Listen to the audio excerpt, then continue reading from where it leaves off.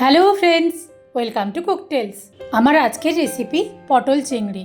পটল চিংড়ির এই রেসিপিতে রোজকার সাধারণ মশলাগুলো ছাড়াও আমি ব্যবহার করব একটা বিশেষ মশলা, আর তাতে পটল চিংড়ির স্বাদ হবে একদম অনুষ্ঠান বাড়ির মতো।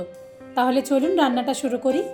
প্রথমে কড়াইতে সর্ষের তেল গরম করে নিয়ে কেটে রাখা পটলের টুকরোগুলো আমি ভালোভাবে লালচে করে ভেজে নেব। পটলগুলো যাতে তাড়াতাড়ি হয়ে যায় সেজন্য কড়াইতে মিনিট 3-4 চাপা দিয়ে রাখবো। বাকি রান্নাটা আমি কিভাবে করি আর কি স্পেশাল মশলা ব্যবহার করি তা জানতে আমার ভিডিওটি শেষ অবধি দেখতে থাকুন। আর আমার বানানো পটল চিংড়ির এই রেসিপিটা যদি আপনাদের ভালো লাগে তাহলে অবশ্যই লাইক কমেন্টের মাধ্যমে তা আমাকে জানাবেন। আপনাদের করা একটা লাইক বা কমেন্ট আমাকে নতুন নতুন রেসিপি ট্রাই করতে খুবই মোটিভেট করে। পটলগুলো ভাজা হয়ে গেলে তুলে রেখে ওই একই তেলের মধ্যে আমি কিউব করে কেটে রাখা আলুগুলো সামান্য নুন আর হলুদ দিয়ে ভালোভাবে ভেজে নেব। কড়াইতে মিনিট 3-4 চাপা দিয়ে রাখবো যাতে আলুগুলো তাড়াতাড়ি নরম হয়ে আসে। আলুটা ভাজা হতে হতে এবারে আমি বানিয়ে নিচ্ছি আমার স্পেশাল মশলা।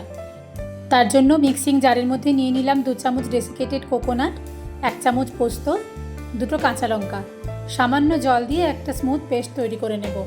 আপনারা চাইলে ফ্রেশ নারকেলগুলো ব্যবহার করতে পারেন, তবে আমার কাছে তা ছিল না, ওই জন্য আমি ডেসিকেটেড কোকোনাট ব্যবহার করেছি।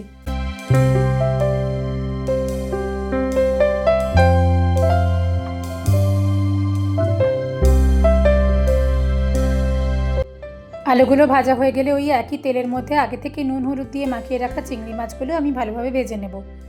একটা ব্যাপার খেয়াল রাখতে হবে, চিংড়ি মাছ কখনোই বেশি ভাজা যাবে না, তাহলে এটা রবারের মতো শক্ত হয়ে যাবে।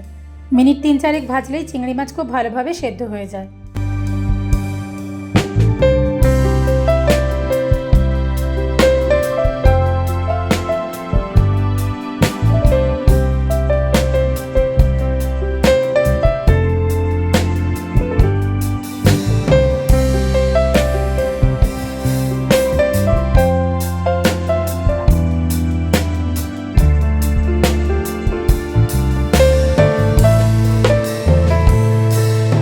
সব চিংড়ি মাছগুলো ভাজা হয়ে গেছে।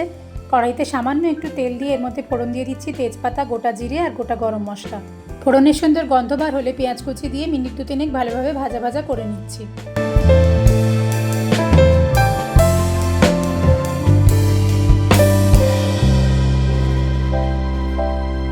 দিয়ে দিচ্ছি আদা রসুন বাটা, সামান্য নাড়াচাড়া করে নিয়ে এর মধ্যে একে একে গুঁড়ো মশলাগুলো দিয়ে দেব।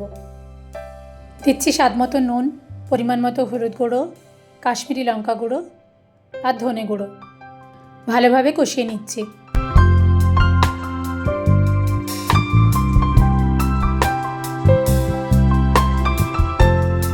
এরপর এর মধ্যে টমেটো বাটা দিয়ে টমেটোর কাঁচা গন্ধটা চলে না যাওয়া পর্যন্ত ভালোভাবে কষিয়ে নেব।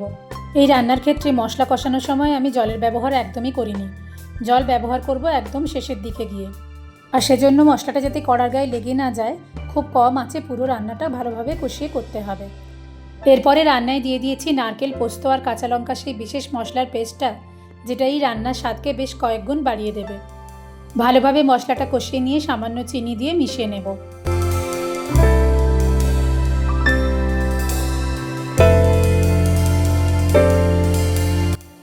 ভালোভাবে মশলাটা কষিয়ে নেওয়ার পরে যখন এর গা থেকে তেলটা আলাদা হয়ে আসবে তখন প্রয়োজন মতো অল্প অল্প করে জল দেব। ভেজে রাখা আলুর টুকরোগুলো দিয়ে মশলার সাথে ভালোভাবে মিশিয়ে নিয়ে দিয়ে দিচ্ছি কিছুটা জল। এই রান্নার গ্রেভিটা মাখা মাখা হবে, সেই অনুযায়ী প্রয়োজন মতো জলটা দেবেন।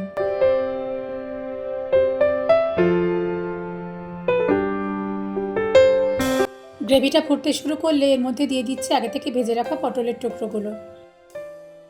কড়াইতে কিছুক্ষণ চাপা দিয়ে রাখছি যতক্ষণ পর্যন্ত না আলু আর পটলের টুকরোগুলো ভালোভাবে সেদ্ধ হয়ে যায়। খুব বেশি সময় লাগবে না, কারণ আলু আর পটলটা ভাজার সময়ই বেশ কিছুটা সেদ্ধ হয়ে গিয়েছিল। দিয়ে দিচ্ছি সামান্য ঘি, গরম মশলা আর কিছুটা কাঁচা লঙ্কা কুচি।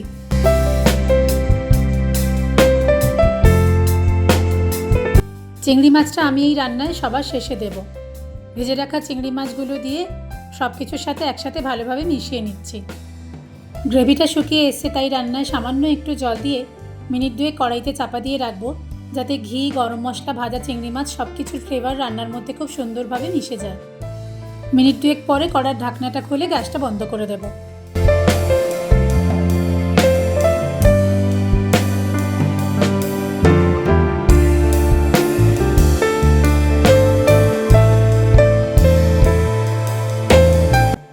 তৈরি হয়ে গেছে আমাদের আজকের রেসিপি অনুষ্ঠান বাড়ির স্বাদে পটল চিংড়ি। এই রান্নাটা গরম ভাত, পোলাও, ফ্রায়েড রাইস এগুলোর সাথে খেতেই বেশি ভালো লাগে। রান্নাটা আপনাদের কেমন লাগলো কমেন্ট করে অবশ্যই জানাবেন। যদি ভালো লেগে থাকে ভিডিওটা লাইক আর শেয়ার করে দেবেন। আর আমার চ্যানেলটা সাবস্ক্রাইব করতে ভুলবেন না যেন। খুব শিগগির আসছি নতুন রেসিপি নিয়ে। টাটা।